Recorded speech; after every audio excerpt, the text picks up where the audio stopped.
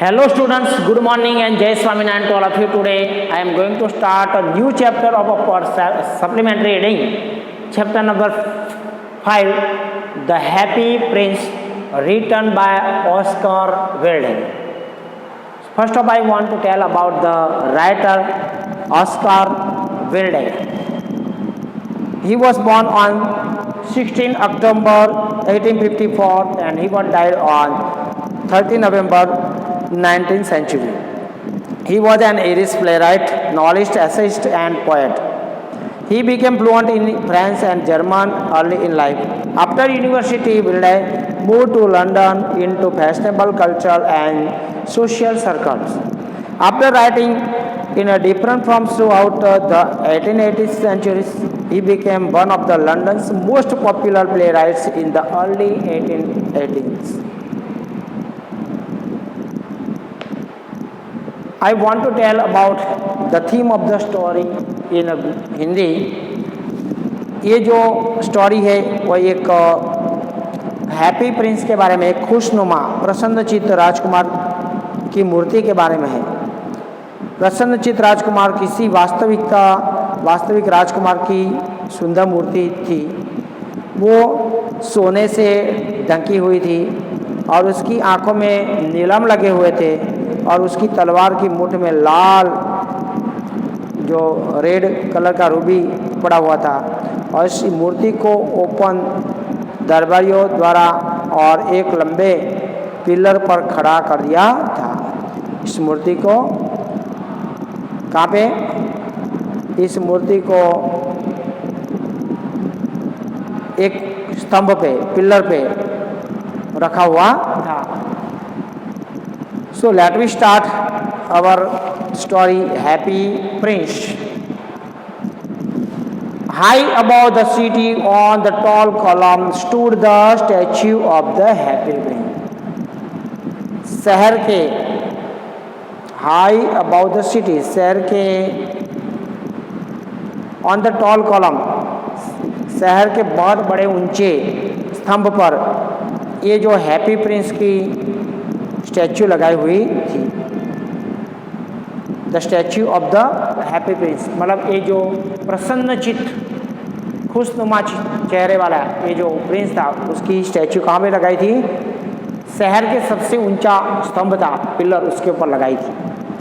He was gilded all over with thin leaves of fine gold for eyes had two bright sapphires and a large red ruby glowed on his sword hilt. वो पूरी तरह से सोने की leave से, पत्तियों से ढका हुआ था और उसकी आंखों के स्थान पर दो नीलम लगे हुए थे और उसकी जो तलवार की मुठ में एक रेड कलर का क्या था? रूबी लगा हुआ था। One night there flew over the city a little swallow. एक रात शहर के ऊपर से उड़ता हुआ एक छोटा पक्षी आया। swallow पक्षी आया। His friends had gone away to Egypt 6 weeks before, but he had stayed behind. उसके जो फ्रेंड थे वो वीक के पहले ही इजिप्ट चले गए थे, लेकिन ये पीछे रह गया था। Then he decided to go to Egypt. बाद में उसने इजिप्ट जाने का डिसाइड किया। All day long he flew and at night time he arrive at the city. पूरे दिन तक वो उड़ता रहा और रात को वो शहर में पहुंचा। Where shall I put up? he said. मैं कहाँ पे रुकूं? खुद ने कहा। I hope the town has made a preparations. मैं उम्मीद करता हूँ कि टाउन में तैयारियाँ कर ली है। The town has made a preparation. It means कि कस्बे ने तैयारियां कर ली है। Then he saw the statue of the tall column. बाद में उसने वो स्तंभ ऊंचा पिलर को देखा, वहाँ पे स्टैच्यू था, वो स्टैच्यू को देखा. I will put up there, he cried. उसने बोला, चिल्लाया कि मैं वहाँ पे रुकूंगा. It is a fine position with plenty of fresh air. ये ढेर सारी ताज़ी हवा के साथ एक अच्छी जगह है. So he alighted just between the feet of the happy man. इसलिए वो प्रसन्नचित्त मतलब हंसते हुए जो राजकुमार की जो पैर थे उसके बीच में वो उतर गया, स्टैच्यू के बीच में उतर गया, पैर के बीच में उतर गया. I have golden bedroom, he said softly to himself as he looked around, and he prepared to go to sleep. But just as he was putting his head under his wings, a large drop of water fell on. मेरे पास सोने के लिए, sleeping के लिए एक क्या है, golden कक्ष है, बेडरूम है. उसने धीरे से खुद को कहा, और जैसे ही उसने आसपास देखा और उसने सोने की स्लीपिंग की तैयारी की, लेकिन उसके सिर और जैसे अपना सिर को उसने पंखों के नीचे, अपने पंख के नीचे किया और कर रहा था, और उसी टाइम पानी की एक बड़ी बूंद उसके ऊपर गिरी. What a curious thing, he cried. कितनी अजीब बात है, उसने चिल्लाया. There is not a single cloud in the sky. The stars are quite clear and bright, and yet it is raining. आसमान में एक भी बादल नहीं, तारे भी साफ है, चमकता तारे भी चमकते दिख रहे हैं, तो फिर भी ये बारिश कैसे हुई. Then another drop fell. तब तो दूसरी बूंद भी गिरी. What is the use of statue if it cannot keep the rain off, he said. उसने बोला कि स्टैच्यू का कोई लाभ नहीं है, अगर वो बरसात की बूंदों को से हमको बचा ना पाए तो वो स्टैच्यू भी कोई काम का नहीं है. I must look for a good chimney pot, and he determined to fly away. मुझे कुछ अच्छी चिमनी की तलाश करनी चाहिए, और उसने उड़ने का डिसीजन लिया. But before he could open his wings, a third drop fell, and he looked up and saw, what did he see? लेकिन उसने पंख खोलने की तैयारी जैसे कर रहा था और तीसरी बूंद गिरी और उसने ऊपर देखा तो पाया, वाह. What did he see? उसने क्या देखा?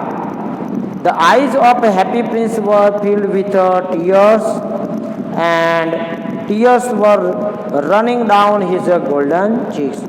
लेकिन देखा तो ये जो हैप्पी प्रिंस था उसकी आंखों में से आंखें आंसू भरी हुई थी, और उसके जो गोल्डन चिक्स थे उसके ऊपर आंसू लुढ़क रहे थे. His face was so beautiful in the moonlight that the little swallow was filled with pity. उसकी his face was so beautiful, उसका चेहरा इतना सुंदर लग रहा था कि, और छोटा, कि ये जो पक्षी था swallow, वो दया से भर गया. Who are you? he said. तुम कौन हो? उसने कहा. I am a happy prince. मैं एक हैप्पी प्रिंस हूँ. Why are you weeping? Then asked the swallow.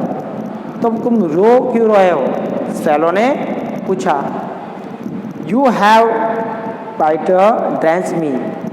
तुमने मुझे बिल्कुल भिगो डाला. ड्रेंच मतलब वेट करना, मतलब गीला कर दिया. When I was alive and had a human heart. जब मैं जिंदा था तब मुझमें भी एक मानव हृदय था, ऐसा स्टैच्यू ने बोला.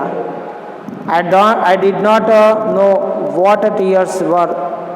I lived in the palace where sorrow is not allowed to enter. मैं नहीं जानता कि आंसू क्या होते हैं, क्योंकि मैं एक महल में रहता था जहाँ दुख को प्रवेश की अनुमति भी नहीं थी. My courtiers called me the happy Prince and happy Indeed I was. मेरे दरबारी मुझे, मेरे जो कॉर्टियर्स है मुझे हैप्पी प्रिंस बोलते थे और हकीकत में मैं खुश था।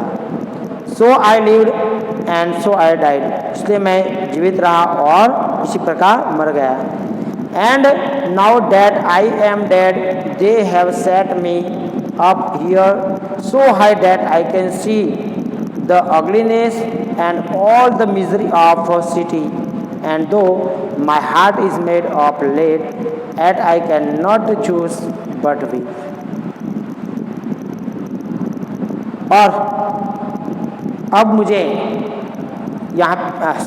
अब मैं यहाँ पे मर चुका हूँ और उन्होंने मुझे इतनी ऊपर यहाँ पे रख दिया है क्योंकि मैं इस शहर की ये गंदी बदसूरती कष्ट को देख सकूं, और मेरा दिल भी शीशे से बना है, फिर भी मेरे पास रोने के सिवा कोई चारा नहीं है, ऐसा हैप्पी प्रिंस ने स्वैलो मतलब ये जो पक्षी था उसको बोला।